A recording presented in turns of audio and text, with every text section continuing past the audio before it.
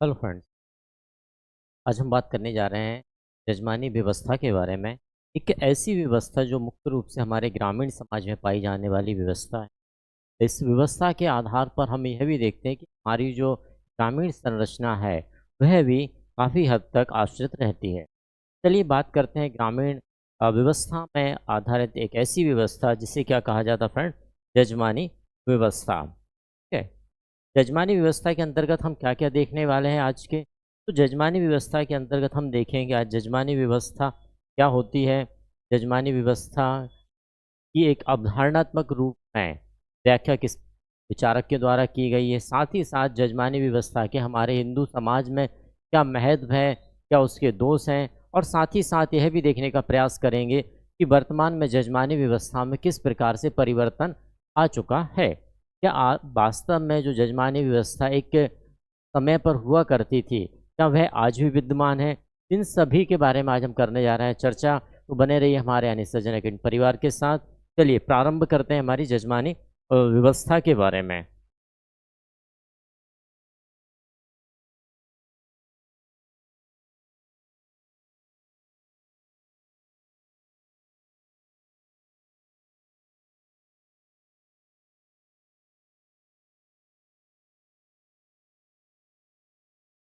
देखिए फ्रेंड, जजमानी व्यवस्था एक ऐसी व्यवस्था के रूप में प्रचलित रही है हमारे समाज में।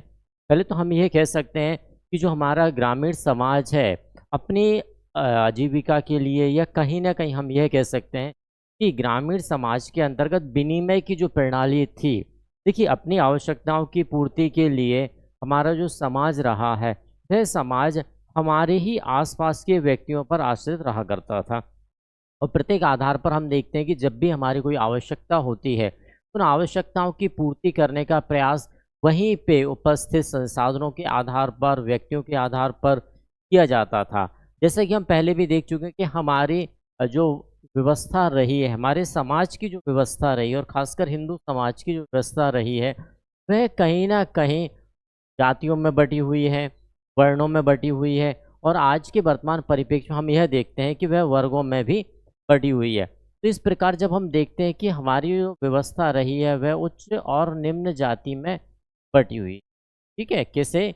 उच्च जाति और किसमें बटी हुई? यहाँ पर हम देखेंगे निम्न जाति में बटी हुई। अब देखिए जाति में आवश्यकता तो प्रत्येक की पड़ती है, चाहे भाई उच्च जाति की बात कहें या निम्न जाति की बात कहें, अपने स्तर पर दोनों जातियों को अपने कार्य को पूर्ण करने के लिए आवश्यकताएं पड़ती हैं। तो इस व्यवस्था के अंतर्गत यही तो हम देख पा रहे हैं कि विनिमय की एक प्रकार से प्रणाली के रूप में भी इसे देखा गया है। कैसे देखा गया है फ्रेंड? सबसे पहली बात करते हैं कि भाई सेवा के रूप में कैसे देखा गया है। सेवा के रूप में इस व्यवस्था को देखा जाता है, सेवा के रूप में जजमानी व्यवस्था।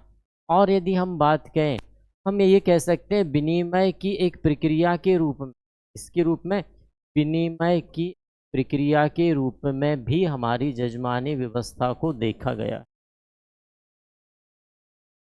अब विनिमय की प्रक्रिया के रूप में हमने कैसे देखा कि भाई यहाँ पर 2 प्रकार से, या हम ये कह सकते हैं 2 पक्षों को यहाँ पर शामिल करना ही पड़ेगा, कभी विनिमय कर पाएँगे। विनिमय के रूप में भी हमने देखा। और यदि और बात कहूँ तो अधिकार के रूप में, किसके रूप में? अधिकार के रूप में भी इस व्यवस्था को देखा गया के रूप में फ्रेंड्स, अधिकार के रूप में भी इस व्यवस्था को देखा जाता है। अब बात करते हैं इस जजमानी व्यवस्था के अंतर्गत मूल रूप से कितने पक्ष शामिल होते हैं। हम बात करते हैं भाई हमारी जजमानी व्यवस्था के अंतर्गत 2 पक्षों को शामिल किया जाता है। कितने पक्षों को? मूल रूप से 2 पक्ष जजमानी व्यवस्था के अंतर्गत हम देखते हैं। 2 पक्ष कौन-कौन से होते हैं फ्रेंड? तो पहले पक्ष के रूप में हम कहेंगे कि भई एक ऐसा पक्ष, देखिए सेवा से संबंधित है तो निश्चित बात है सेवा का आदान-प्रदान यहाँ पर किया जा रहा है। किसका आदान-प्रदान किया जा रहा है फ्रेंड? सेवा का आदान-प्रदान किया जा रहा है। तो चलिए सेवा की बात कर लेते हैं। 2 पक्ष कौन से होंगे? सेवा लेने वाला और सेवा देने वाला। सेवा लेने वाला पक्ष हो जाएगा एक, सेवा लेने वाला पक्ष। और दूसरे पक्ष के रूप में हम किससे देखेंगे, जो सेवा दे रहा है ना, सेवा देने वाला पक्ष हो जाएगा, सेवा देने वाला पक्ष। इस प्रकार से दो पक्षों में क्या हो रहा है, अपनी सेवाओं का आदान प्रदान किया जाता है। अब आदान प्रदान की स्थिति में क्या हो जाता है, यदि सेवा देने वाला व्यक्ति इस व्यक्ति को सेवा दे रहा है तो उसके बदले में भी कुछ लेगा। भाई निश्चित बात है, यदि कोई व्यक्ति किसी को सेवा प्रदान कर रहा है तो सेवा के बदले कुछ ना कुछ तो लेगा, यानी कि कोई जो पारितोषण होगा या तनख्वाह होगी, क्या होगा वह, है ना। तो यहाँ पर बात आती है कि भाई सेवा है, सेवा के कारण इसे क्या माना गया, भाई जो पारितोषण मिलने वाला है वह भी सेवा का ही एक रूप होगा, ठीक है ना। वह भी क्या होने वाला, जो पारितोषण किया जा रहा है, पारितोषण जो प्रदान किया जाएगा वह भी क्या होगा, एक सेवा का ही रूप होगा। क्या होगा फ्रेंड, सेवा का ही रूप होगा। वो कैसे होगा भाई, अब बात करते हैं। जैसे हमने कहा कि भाई एक सेवा लेने वाला एक सेवा देने वाला है, तो जो सेवा लेने वाला व्यक्ति है वह क्या वापस कर रहा है, तो जब सेवा देने वाले व्यक्ति सेवा दे रहे हो सकता है तात्कालिक या तुरंत ही उस व्यक्ति को कोई आवश्यकता पड़ जाती है, तो उस आवश्यकता की पूर्ति किसके द्वारा की जाएगी, यजमान के द्वारा की जाएगी। जैसे कि हमने यहाँ पर बात की कि दो पक्ष, तो यहाँ पर हम बात कर लेते हैं, इन पक्षों को लिख लेते हैं यहीं पर। सेवा लेने वाला पक्ष यजमान या जजमान कहलाएगा, यजमान, या फिर जिसे कहा जाता है जजमान, हाँ जजमान कहलाएगा। और यहाँ पर सेवा देने वाला व्यक्ति जैसे कि सेवक भी कहा जाता है, कई नामों से पुकारा जाएगा, इसे सेवक है, कहीं कहीं से कमीन के नाम से भी पुकारा गया है, कहीं प्रजा के नाम से भी पुकारा गया है। तो विभिन्न प्रकार की शब्दावली यहाँ पर हमें देखने को मिल जाती है। तो इस प्रकार हमारा जो जजमान है, पारितोषण कौन देने वाला है, जजमान देने वाला है। तो हम कह सकते हैं कि जजमान उस पारितोषण के बदले में जो सेवा जो हमारे कमीन या प्रजा की क्या है, या सेवक की आवश्यकता है, हो सकता है गेहूं की आवश्यकता तो गेहूं की दे देगा, या लकड़ियों की आवश्यकता तो लकड़ियाँ दे देगा, या कुछ ऐसी आवश्यकता जिसकी पूर्ति वह चाहता है तो उस जजमान के द्वारा उसकी पूर्ति कर दी जाती है। यही प्रक्रिया हमारे समाज में क्या कहलाई, जजमानी व्यवस्था कहलाई। तो हम ये कह सकते हैं कि जजमानी व्यवस्था क्या हो जाएगी, यदि हम यहाँ पर साधारण शब्दों में समझें तो जजमानी व्यवस्था हमारे ग्रामीण समाज की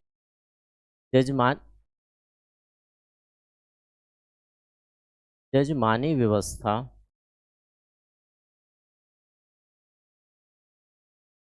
ग्रामीण समाज की एक ऐसी व्यवस्था है, ग्रामीण समाज की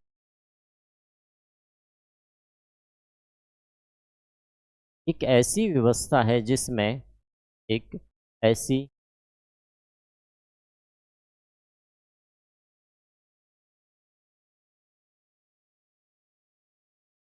व्यवस्था है जिसमें दो पक्ष आपस में विनिमय प्रणाली से जुड़े रहते हैं, आपस में विनिमय प्रणाली से जुड़े होते हैं, विनिमय प्रणाली से जुड़े होते हैं और प्रणाली से जुड़े होते हैं और सेवा भाव से कार्य को प्राथमिकता देते हैं, सेवा भाव से कार्यों को प्राथमिकता देते हैं।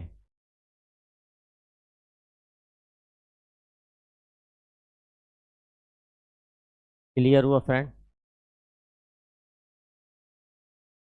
क्लियर। अब यदि इसी को हम और यदि ध्यान से देखें तो कहीं ना कहीं यदि अवधारणा के रूप में हम बात करते हैं कि भाई इसे अवधारणा के रूप में किस द्वारा लाया गया, तो विलियम एच वाइजर के द्वारा, किसके द्वारा, विलियम एच वाइजर के द्वारा इसका अध्ययन किया गया। विलियम एच वाइजर के द्वारा वाइजर के द्वारा उत्तर प्रदेश के करीमपुर गांव, है ना, ध्यान रखना कई बार पूछा जाता है कि भाई किस गांव में अध्ययन करने की उपरांत इस अवधारणा को लाया गया, तो उत्तर प्रदेश के करीमपुर गांव, है ना, गांव का ही नाम पूछा जाता है फ्रेंड्स, करीम, ये हमें ध्यान रखना है। क्लियर है? तो हम ये देख सकते हैं कि जो हमारी जजमानी व्यवस्था है वास्तव में क्या है, एक तरह से सेवा का आदान प्रदान करने की प्रक्रिया है, जो मूल रूप से कहाँ पाई जाती है, तो हमारे ग्रामीण समाज में पाई जाती है। ठीक है ना।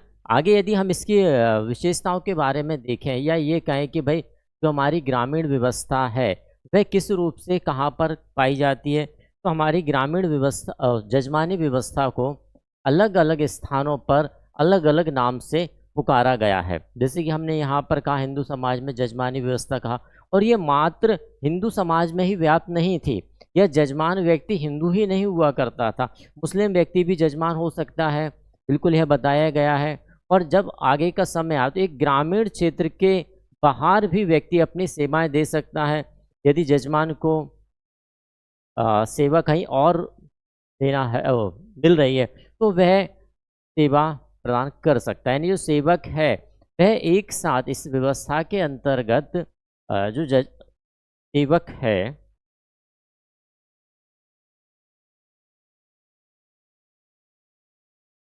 सेवक एक साथ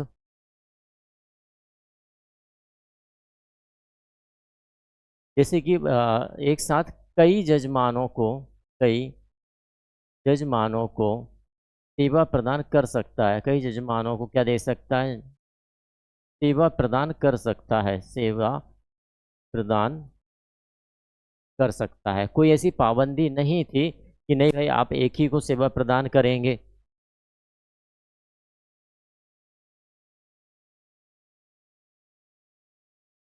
और यह जो जजमानी व्यवस्था रही हिंदुओं के साथ साथ मुस्लिमों में भी, या मुस्लिम भी जजमान हो सकते हैं हिंदुओं के साथ, है ना, हिंदू के साथ मुस्लिम भी जजमान के साथ मुस्लिम भी जजमान हो सकते हैं,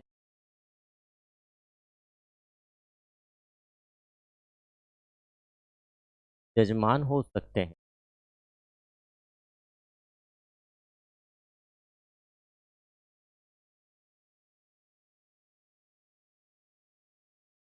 यहाँ तक हम देख पा रहे हैं कि भाई हमारे जो ग्रामीण समाज में यह व्यवस्था पाई जाती है, और हम ये भी लिख सकते हैं, मैं मूल रूप में ग्रामीण समाज में व्यवस्था देखी गई, ग्रामीण समाज,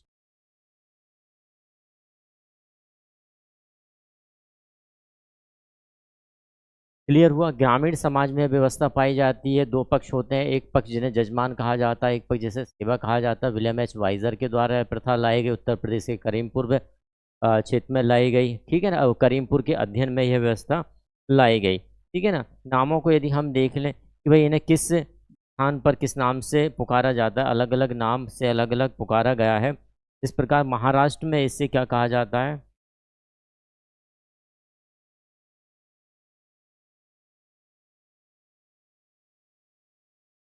महाराष्ट्र की बात की जाए तो महाराष्ट्र में इसे क्या कहा जाता है, बड़ा बलूटे, बड़ा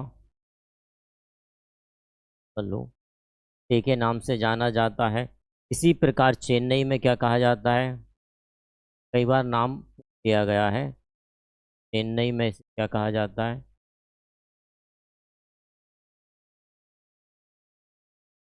तो इसे कहा जाता है सिरासी, क्या कहा जाता है, सिरा के नाम से जाना जाता है। ठीक है ना।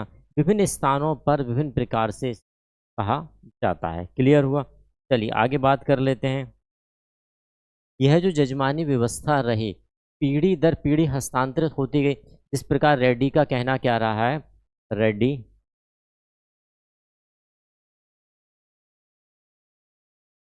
इन्होंने जजमान, मैंने कहा कि भाई एक जजमान रहेगा एक पक्ष, और दूसरा पक्ष क्या होने वाला है, दूसरा पक्ष सेवक। तो इनके द्वारा जजमान के बारे में बताया गया कि जजमान की व्यवस्था के अंतर्गत सेवक जजमानी व्यवस्था में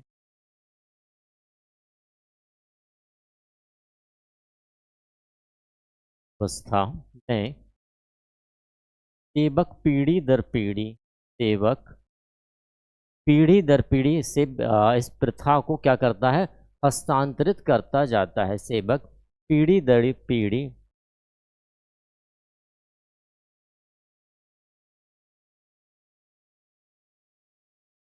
सेवा हस्तांतरित करता है, सेवा को हस्तांतरित करता है।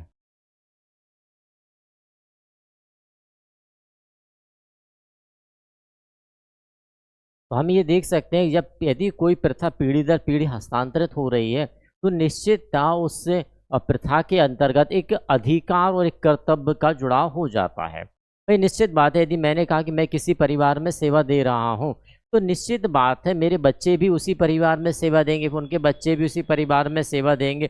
एक प्रकार से अधिकार बन जाता था और यह अधिकार उन्हें एक लंबे समय काल के लिए जोड़ के रखता है। यानी कि एक एकता को भी यहाँ पर हम देख पाते हैं कि जाति में जिस प्रकार की घृणात्मक जो व्यवस्था देखी जाती थी वह इस प्रथा के कारण देखने में कम होती गई। क्लियर है?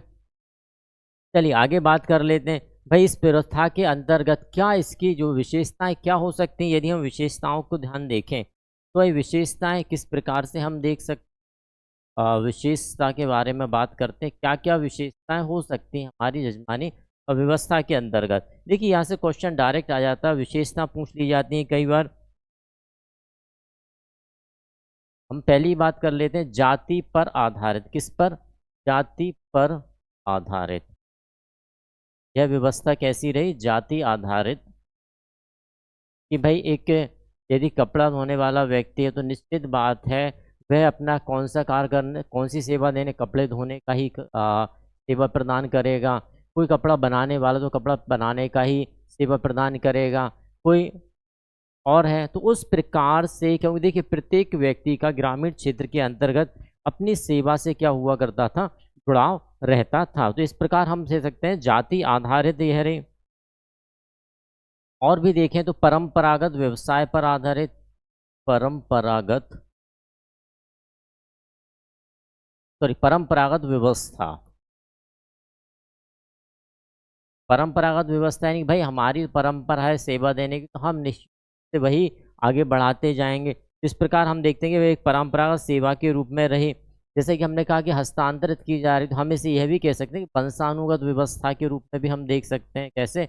वंशानुगत व्यवस्था, कि भाई एक वंश के द्वारा यह व्यवस्था चल रही है और आने वाले अगले वंश को क्या की गई है, हस्तांतरित की गई है। तो हम कह सकते हैं कि ये व्यवस्था जो रही वह कैसी रही है, वंशानुगत व्यवस्था रही है। और क्या खास हो सकता है भाई इसमें? हम ये देख सकते हैं सेवाओं में संबद्धता, है ना, या हम ये कह सकते हैं सेवाओं में अंतरबद्धता।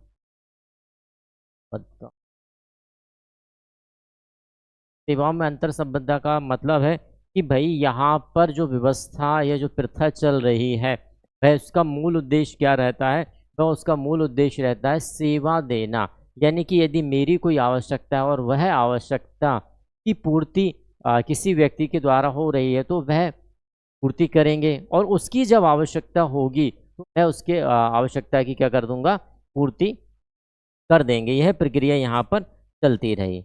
और खास व्यवस्था रही जब इस प्रकार का प्रश्न रहा तो हमने देखा कि यहाँ पर किस प्रकार के संबंध बन गए, प्राथमिक संबंध यहाँ पर बनते गए। किसमें? जजमान और सेवक में। ठीक है, किस प्रकार के संबंध बन गए, संबंध यहाँ पर स्थापित होते गए। तो ये भी हम देख सकते हैं कि भाई हमारी जो जाति व्यवस्था रही है, जाति व्यवस्था के अंतर्गत हम क्या देख पा जजमानी व्यवस्था के अंतर्गत हम क्या देख पा रहे हैं, भाई जाति पर आधारित व्यवस्था रही, परंपरागत व्यवस्था रही, वंशानुगत व्यवस्था रही, सेवाओं में अंतर संबंध रहा और प्राथमिक संबंध यहाँ पर स्थापित हो गए। जैसा कि हमने पहले कहा कि भाई एक उच्च जाति और निम्न जाति का प्रावधान यहाँ पर पाया गया, तो यहाँ पर हम कह सकते हैं कि एक ऊर्ध्वाधर व्यवस्था के रूप में भी इसे देखा जा सकता है। किसके? ऊर्ध्वाधर निश्चित बात है उच्च जाति के द्वारा ही सेवा दी जाया करती थी, तो इस प्रकार से और हमारा समाज भी उच्च और निम्न में बँटा हुआ था। तो मूल रूप से ये विशेषताओं को हम देख सकते हैं कि हमारे जजमानी व्यवस्था के अंतर्गत जो व्यवस्थाएँ रहीं, वह कैसी रहें। क्लियर है? और क्या हो सकता है?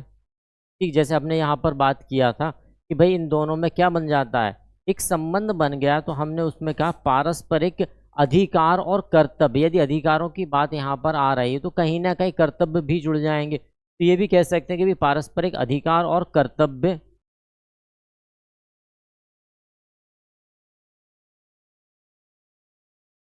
अधिकार एवं कर्तव्य।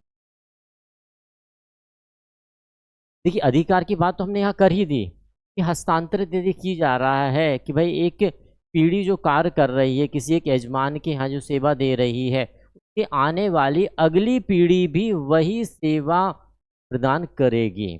अधिकार तो मिल गया, तो अधिकार के साथ-साथ फिर कर्तव्य भी यहाँ पर जुड़ जाया करते हैं। तो भई जो सेवा देने वाला व्यक्ति रहता है, वह भी का ये कर्तव्य हो जाता है कि वह अपनी सेवा उसी यजमान के यहाँ पर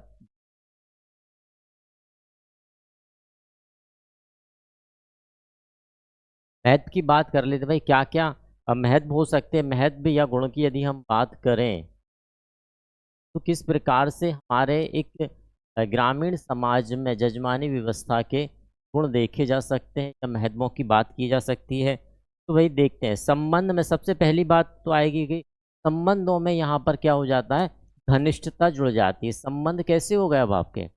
संबंधों में घनिष्ठता, संबंधों में क्या हो गया है, संबंध यहाँ पर क्यों हो जाती है भाई संबंधों में घनिष्ठता? निश्चित बात है जब कोई व्यक्ति एक परिवार के लिए निरंतर अपनी सेवाएँ दिए जा रहा है और सेवाओं के कारण व्यक्ति की पीढ़ी दर पीढ़ी चल रही है सेवाएँ, तो निश्चित बात है उस परिवार में क्या हो जाएँगे, घनिष्ठ संबंध जुड़ जाएँगे और ये संबंध कहीं हद तक क्या हो जाते हैं, प्राथमिक संबंध के रूप में भी दिखाई देने लगते हैं।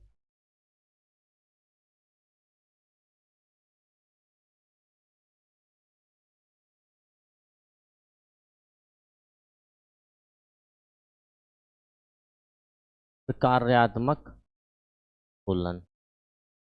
अब देखिए प्रकार्यात्मक संतुलन को हम किस प्रकार हमारे समाज में देख पाते हैं या इस व्यवस्था के अंतर्गत देख पाते हैं। देखिए आवश्यकता जैसे कि हमने कहा है कि यदि समाज में व्यक्ति रह रहे हैं तो निश्चित बात है प्रत्येक व्यक्ति की क्या है आवश्यकता है और यदि आवश्यकता की पूर्ति वहीं पर उपस्थित व्यक्तियों के माध्यम से हो पा रही है या वहीं पर जो संसाधन उपलब्ध होने संसाधनों के माध्यम से हो पा रहे तो निश्चित बात है यह क्या है प्रकार्यात्मक व्यवस्था के रूप में देखी जाए। जैसे मैंने कहा ना कि भाई हमारे पास जो शरीर की भी विभिन्न इकाइयाँ हैं, यदि उन इकाइयों से आप कोई अच्छा कार्य करें, तो निश्चित बात है, उस पूरी संरचना के लिए क्या हुआ है, प्रकार है। इसी प्रकार यहाँ पर जो व्यवस्था बनाई गई कि भाई सेवक की आवश्यकता थी या जजमान की आवश्यकता थी, तो सेवक ने पूर्ति कर दी और सेवक की कोई आवश्यकता रही, तो जजमान ने उसकी क्या कर दी, पूर्ति कर दी। तो इस प्रकार समाज में हमें किसी अन्य संस्था या अन्य व्यक्ति की आवश्यकता नहीं पड़ पाई। इसलिए इस व्यवस्था को किस प्रकार में देखा गया? एक प्रकार्यात्मक संतुलन के आधार पर यहाँ पर देखा गया। और ख़ास क्या हो सकता है भाई इस व्यवस्था के अंतर्गत?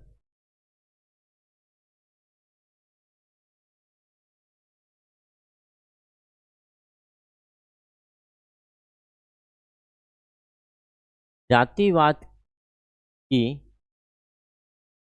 कटुता की भावना में कमी।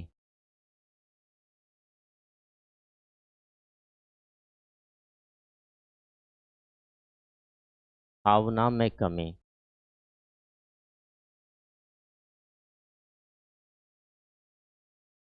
भाई निश्चित बात है कि जब आप किसी सेवा दे रहे हैं, वहाँ से प्राथमिक रूप से जुड़ गए हैं, संबंध आपके बहुत अच्छे हैं, तो व्यक्ति क्या देखेगा कि भई सेवा कितने अच्छे से दी जा रही है, ना कि यह कि व्यक्ति उस किस जाति विशेष का है, यह नहीं देखा गया। हाँ, यानी कैसी देखी गई? तो यहाँ पर कहीं न कहीं जो जातिवाद का जो भेदभाव बात आई, वह कुछ हद तक एक भावनात्मक आधार पर कम देखी गई, इस व्यवस्था के अंतर्गत।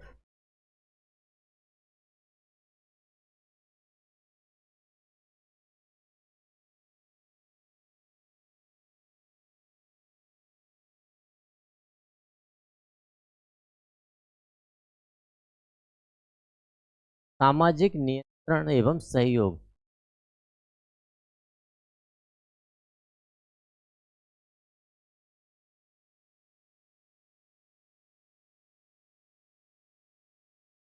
समाज में हम क्या देख रहे हैं कि भाई यहाँ देखिए, सामाजिक नियंत्रण क्यों हम कह रहे हैं यहाँ पर कि व्यक्ति अब थोड़े नियंत्रण है कि भाई इस गांव में या इस क्षेत्र के अंतर्गत आपको जजमान मिल जाए, यजमान मिल जाए और वहीं पर आपको यदि सेवक मिल जाता है तो आप क्या इस गांव को छोड़कर बाहर किसी दूसरे स्थान पर जाएंगे क्या?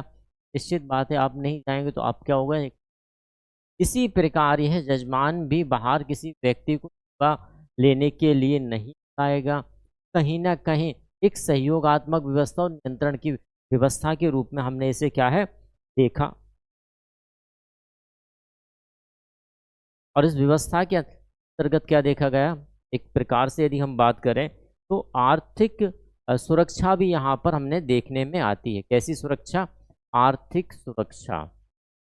भाई देखिए, प्रत्येक व्यक्ति क्या चाहता है कि आवश्यकताओं की पूर्ति होती जाए, ठीक है ना? और आर्थिक व्यवस्थाओं की यदि पूर्ति हो रही है तो हम क्या देखेंगे? आर्थिक व्यवस्था के रूप में सुरक्षा के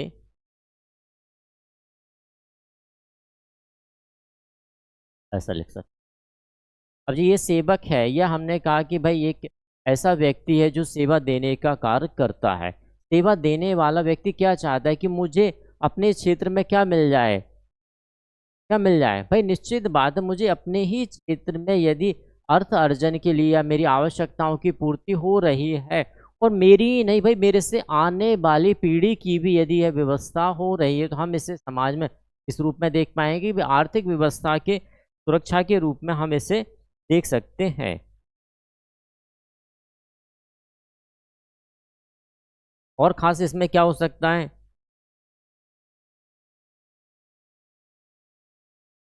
जब आपको एक ही स्थान पे मिलेगी तो आप क्या प्रदूत कर? शांति और संतोष।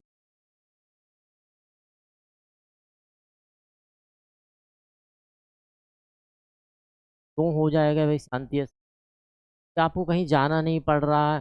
भाई निश्चित बात है कि भाई आपकी इस सेवक के यदि मान के चलें कि भाई एक जजमान ये है, एक जजमान ये है, तो निश्चित है ना कि भाई मुझे 3 जजमान के यहाँ जाना है और 3 जजमानों को मुझे क्या देनी है? अपनी सेवाएँ देनी है। और यहाँ पर यह भी देखा गया है कि यदि इस सेवक की आवश्यकताओं की पूर्ति एक यजमान से नहीं होती है, तो यह सेवक इस सीमा के अंतर्गत एक से ज़्यादा जजमान के यहाँ अपनी सेवाएं प्रदान कर सकता है। ऐसा कोई बाउंडेशन नहीं हुआ करता था कि नहीं भाई आप सिर्फ एक जजमान के यहाँ ही अपनी सेवा देंगे, ऐसी कोई बाउंडेशन नहीं थी। यदि आपकी आवश्यकताओं की पूर्ति एक जजमान से नहीं हो पा रही है तो आप अन्यत्र इस क्षेत्र में और आगे चल के इस व्यवस्था के अंतर्गत यह भी देखा गया कि एक साथ आप दूसरे गांव के क्षेत्र में भी अपनी सेवाएं दे सकते थे, ठीक है ना? यानी कि एक साथ सेवक सेवक एक साथ एक से ज़्यादा यजमान को सेवा प्रदान कर सकता था। एक से ज़्यादा यजमान को सेवा प्रदान कर सकता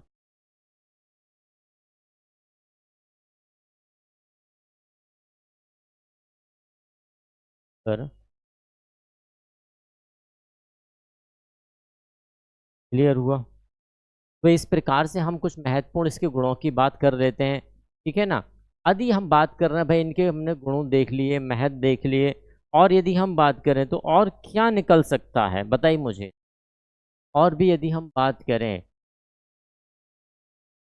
बात यहाँ पर अधिकार और कर्तव्यों की भी आ जाएगी कि एक अधिकार के आधार पर प्रणाली है ना, अधिकार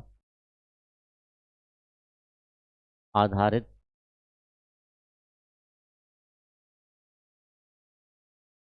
और भी यदि हम बात करें तो हम ये भी कर सकते हैं कि विनिमय की एक सरल प्रणाली, विनिमय सरल प्रणाली।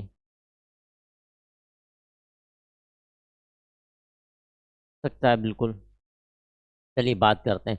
देखिए, प्रत्येक व्यवस्था या प्रथा के अंतर्गत हम कह रहे हैं ना सकारात्मक दृष्टिकोण है तो नकारात्मक भी होंगे।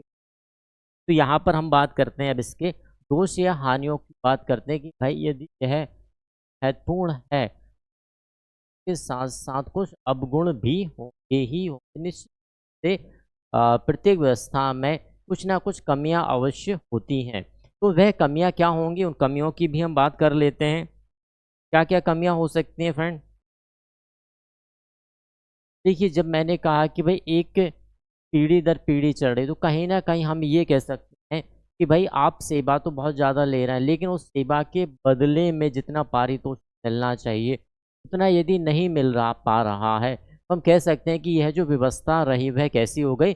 शोषण की व्यवस्था के रूप में भी इसे देखा गया है। कैसी व्यवस्था के रूप में? तो एक शोषण की व्यवस्था के रूप में भी इसे कैसी व्यवस्था? शोषण की व्यवस्था।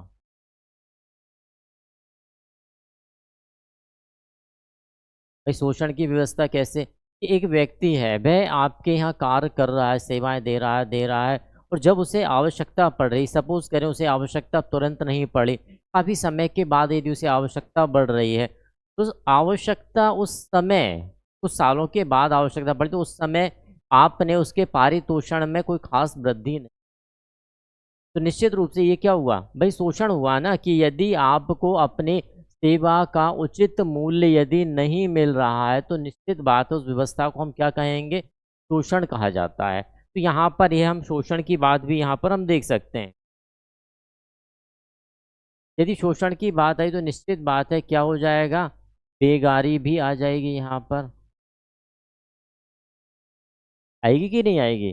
भई यदि शोषण किया जा रहा है तो निश्चित है जैसे मान के चलिए किसी व्यक्ति का कार्य या सेवा कोई विशेष है, अब उस विशेष कार्य को आप प्रतिदिन तो उपयोग नहीं कर सकते, तो आप क्या करेंगे? जैसे मैंने कहा कि भई बाल काटने वाला नाई, अब प्रत्येक दिन तो आप कटिंग नहीं कर रहे हैं, तो भाई प्रत्येक दिन वो उससे क्या कराएँगे आप? बेगार ही ना कराएँगे, क्योंकि आप एक पीढ़ी दर पीढ़ी व्यवस्था की बात कर रहे हैं। तो पीढ़ी दर पीढ़ी व्यवस्था या निश्चित यजमान की बात कर रहे हैं, तो वहाँ पर हम क्या देखेंगे कि व्यक्ति हमेशा जो सेवा दे रहा है, वह प्रत्येक दिन सेवा की माँग नहीं होती। अन्य दिनों वह क्या करेगा? अन्य दिन उससे क्या कराई जाती है भई? बेगारी कराई जाती है। यह भी इसका क्या हो जाएगा एक दोष के रूप में हम देख सकते हैं।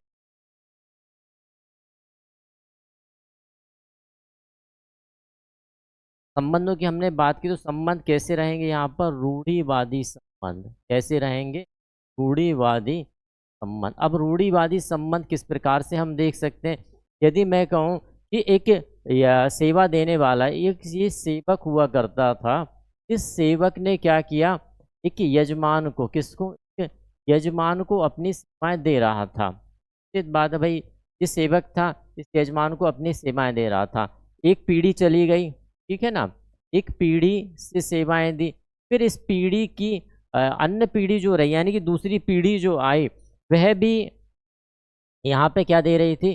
सेवा दे रही थी। लेकिन इस पीढ़ी में क्या होगा? हम कहते हैं ना कि जैसे-जैसे पीढ़ी आगे बढ़ती जाती है, तो कहीं न कहीं उस पीढ़ी में क्या होता है?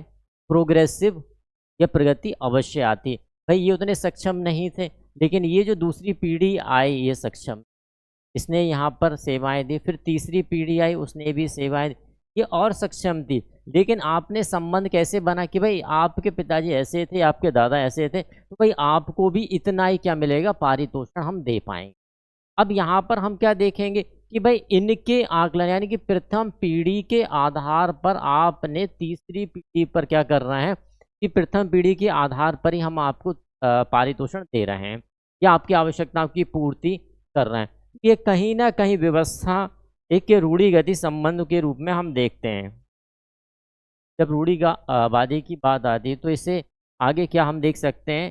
गुलामी का प्रतीक भी इसे माना गया। क्या माना गया? गुलामी का प्रतीक। क्यों माना गया भाई गुलामी का प्रतीक? क्योंकि देखिए यहाँ पर कुछ बातें आई आपकी जैसे बेगारी करा रहे हैं आप, शोषण कर रहे हैं और सबसे मुख्य बात यह है कि भाई आप उसे पीढ़ी दर पीढ़ी चला रहे हैं। तो कहीं न कहीं पीढ़ी दर पीढ़ी चलने वाली प्रक्रिया को कहाँ देखा गया? गुलामी में। कि भाई मेरे पिताजी ने भी वहीं सेवा दी, मैंने भी वहीं दी, फिर मेरे पुत्र हुए उनने भी वहीं दी, फिर उनके पुत्र हुए उनने भी वहीं दी। तो कहीं न कहीं आपने बाँध के रख लिया उन्हें, शोषण तो कर ही रहा है, बाँध के रख लिया। तो हम गुलामी के प्रतीक के रूप में भी उसे देख पाते हैं। और कैसे हम देखेंगे यदि हम दोषी देखना है इसको?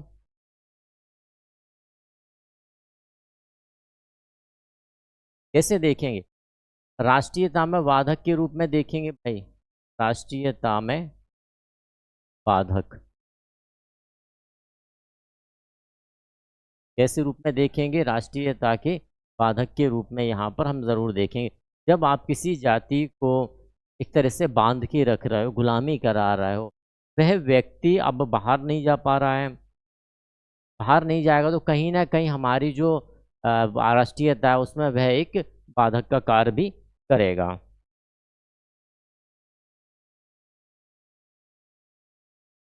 और क्या दोष हो सकते हैं?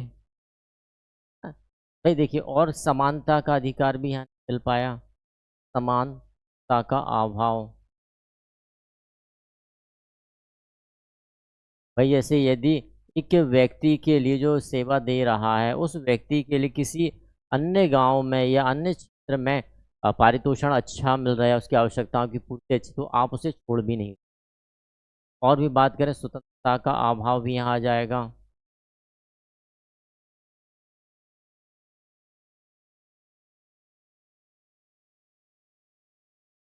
ये मूल रूप से हम देख सकते हैं हमारी जजमानी व्यवस्था के अंतर्गत, लेकिन फिर भी यह व्यवस्था होने के साथ-साथ भी इस व्यवस्था को कहीं न कहीं हमारे ग्रामीण समाज में क्या म देखा गया, एक तरह से सकारात्मक दृष्टिकोण से ही यहाँ पर देखा गया था। क्लियर? आगे बात कर लेते हैं। जजमानी व्यवस्था में परिवर्तन की बात यदि हम करें या कार्य की बात करें कि परिवर्तन किन कारणों से हुआ? जैसे ही हम बात करते हैं कि भाई यहाँ पर सबसे पहली और सबसे ख़ास बात शिक्षा की कर लेते हैं कि शिक्षा के कारण हमारी इस व्यवस्था में क्या आया? परिवर्तन। देखिए जैसे ही शिक्षा आई और व्यक्ति शिक्षित हुए, जैसे कि हमने बात की कि भाई एक पीढ़ी चल रही है, फिर भाई यही दूसरी पीढ़ी में चला, फिर आगे चल के यही तीसरी पीढ़ी में चला। तो इन व्यक्तियों के द्वारा जो देखा गया है कि भाई हमें उतना पारितोषण नहीं मिल पा रहा है या हम उस प्रकार से परिवार या अपनी आवश्यकताओं की पूर्ति कर पा रहे हैं, तो इन्होंने अगली पीढ़ी को क्या किया? भाई शिक्षित करने का प्रयास किया और जब शिक्षित किया तो निश्चित बात देखी गई शिक्षा के कारण जो व्यक्ति रहे यानी कि सेवा देने वाले रहे, उन्होंने अर्थ को प्राथमिकता शिक्षा को प्राथमिकता तो परिवर्तन का कारण क्या हो सकता है? भाई शिक्षा हो सकती है। समाज में हम और देखें तो शिक्षा तो मूल उद्देश्य रहा ही रहा परिवर्तन का। और क्या कारक बन सकते हैं? आधुनिकीकरण, है ना? आधुनिकीकरण भई क्या बन सकता है? आधुनिक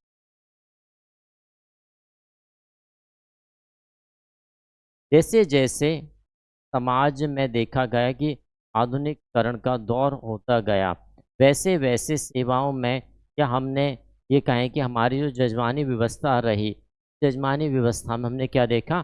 परिवर्तन देखा गया। और शोषण के विरुद्ध भी हम जब आवाज़ उठाते हैं,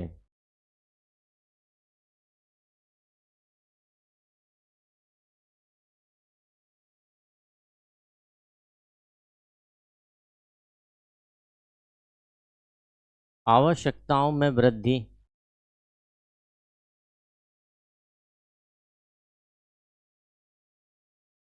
जैसे-जैसे व्यक्ति की आवश्यकता बढ़ती गई देखिए जैसे-जैसे व्यक्ति की आवश्यकताएँ बढ़ती जाएँगी, वैसे-वैसे व्यक्ति क्या करेगा?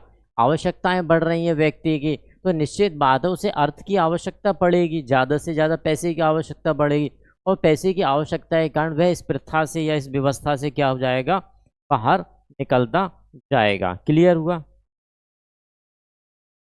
और देख सकते हैं भई जब तक यदि जनसंख्या सीमित है, चलिए ठीक है आप इस कार्य को कर रहा है, लेकिन ग्रामीण जनसंख्या में वृद्धि हुई। जैसे ही ग्रामीण जनसंख्या में वृद्धि होती है, तो आप देखें कि भई यजमानों की संख्या कम हो जाएगी, लेकिन सेवक की संख्या बढ़ जाएगी। तो वह भी एक प्रभाव रहा जिस कारण यह परिवर्तित हुई। यानी ग्रामीण जनसंख्या में वृद्धि, ग्रामीण जनसंख्या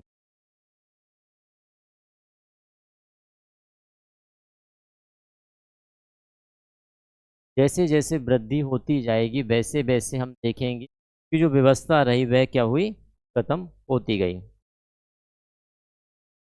नगरीकरण,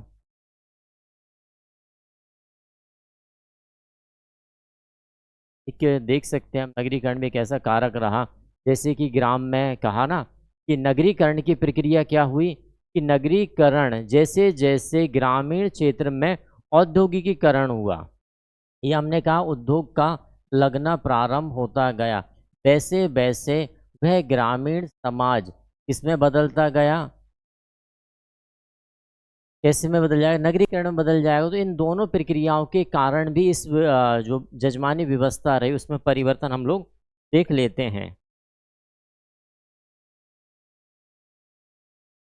और क्या हम बात कर सकते थे, जैसे हमने कहा कि भाई यह प्रथा किस पर आश्रित थी, जाति पर आश्रित थी या जातिगत प्रथा मानी गई। तो जातिगत या हम ये कहें कि जाति व्यवस्था में भी तो परिवर्तन आया है ना, हम ये भी बात कर सकते हैं कि जाति व्यवस्था में परिवर्तन, इसमें जाति व्यवस्था में जैसे जैसे परिवर्तन आया वैसे वैसे क्या बन गई, जाति व्यवस्था में परिवर्तन आया और वैसे वैसे जजमानी व्यवस्था क्या हो गई भाई, परिवर्तित होती चली गई। क्लियर हुआ, हमने देखी ली कि शिक्षा का विस्तार हुआ। तकनीकी शिक्षा और बात कर लेते हैं भाई।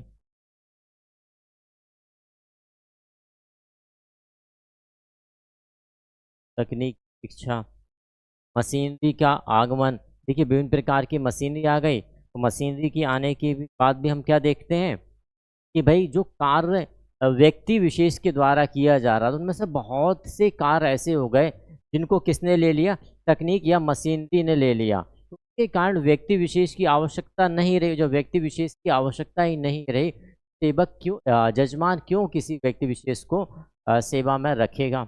जैसे आज के समय पे आप देखें तो पहले घर का या किसी दुकान का सारा आर्थिक व्यवस्था करने के लिए क्या रखा जाता, मुनीम रखा जाता था। लेकिन आज के दौर पर क्या है, सारा काम एक कंप्यूटर ने ले लिया, तो एक कंप्यूटर ऑपरेटर रख लिया जाता था और सारे सॉफ्टवेयर ने ले लिया। तो ये कुछ हमारे इस जाति व्यवस्था में परिवर्तन के मुख्य बिंदु हो सकते हैं, कारक हो सकते हैं। और यहाँ पर हमें याद रखने के लिए विलियम एच वाइजर को याद रखना, क्या क्या देखा आज व्यवस्था के अंतर्गत। सबसे पहली बात कि हमने जजमानी व्यवस्था क्या होती है, तो जजमानी व्यवस्था क्या है, सेवा के एक रूप में पाई जाती है, विनिमय की प्रक्रिया के रूप में, अधिकार के रूप में देखी गई। इस व्यवस्था के अंदर दो पक्ष देखे गए, एक सेवा लेने वाला और एक सेवा देने वाला पक्ष। उच्च और निम्न जाति के आधार पर बटी हुई व्यवस्था रही। पारितोषण क्या है, एक सेवा के रूप में दिया जाता था। जजमानी व्यवस्था मूल रूप से ग्रामीण समाज की व्यवस्था के रूप में देखा गया, जिसे एक विनिमय की प्रणाली से जोड़ा, किससे, विनिमय की प्रणाली से जोड़ा गया। विलियम एच वाइजर ने उत्तर प्रदेश के करीमपुर गांव में अपने अध्ययन के उपरांत यह चीज़ें पाई। सेवक एक साथ कई जजमानों को रख सकता था, जजमान हिंदू और मुस्लिम दोनों हो सकते थे। महाराष्ट्र में से बड़ा बलूटे और चेन्नई में सिरासी के नाम से जाना जाता है। फिर हमने कुछ विशेषताओं की बात की कि भाई यह कैसी ऊर्ध्वाधर व्यवस्था, पारस्परिक अधिकार एवं कर्तव्यों की व्यवस्था, जाति पर आधारित परंपरागत व्यवस्था है, वंशानुगत व्यवस्था है। फिर हमने इसके कुछ महत्व एवं गुणों के बारे में बात की और साथ ही साथ फिर हमने इसके दोष के बारे में बात की कि आखिर इसमें क्या कमियां रह गई हैं या क्या कमियां हैं जिनके कारण यह व्यवस्था धीरे धीरे क्या होती जा रही है, खत्म होती जा रही है। और परिवर्तन के कारक क्यों आए इसमें परिवर्तन, तो हमने देखा कि भी शिक्षा का विस्तार हो गया, आधुनिकीकरण का दौर आ गया, वैश्वीकरण का दौर आ गया। साथ ही साथ हमने देखा कि व्यक्ति विशेष की आवश्यकताओं में वृद्धि होती जा रही थी और वृद्धि के कारण पारितोषण की मांग ज़्यादा होने लगी। ग्रामीण जनसंख्या में वृद्धि होने के कारण भी हमने क्या पाया है कि ग्रामीण जनसंख्या की वृद्धि हो गई है, जो प्रक्रिया रही है, जो व्यवस्था रही, कहीं ना कहीं इसमें हमने क्या देखा, कमी देखी गई। नगरीकरण के कारण, औद्योगिकरण के कारण भी यहाँ पर परिवर्तन पाया गया। जाति व्यवस्था की जो व्यवस्था रही उसमें परिवर्तन के कारण भी हमने क्या देखा कि हमारी जो जजमानी व्यवस्था रही उसमें परिवर्तन देखा गया। तो फ्रेंड्स ये थी हमारी जजमानी व्यवस्था से संबंधित। आई होप आप सभी को वीडियो पसंद आए। वीडियो पसंद आए ज़्यादा से ज़्यादा शेयर करें, हमारे चैनल को सब्सक्राइब करें और बेल आइकॉन को दबाना ना भूलें, ताकि आप सभी के लिए हमारे नोटिफिकेशन सबसे पहले मिले।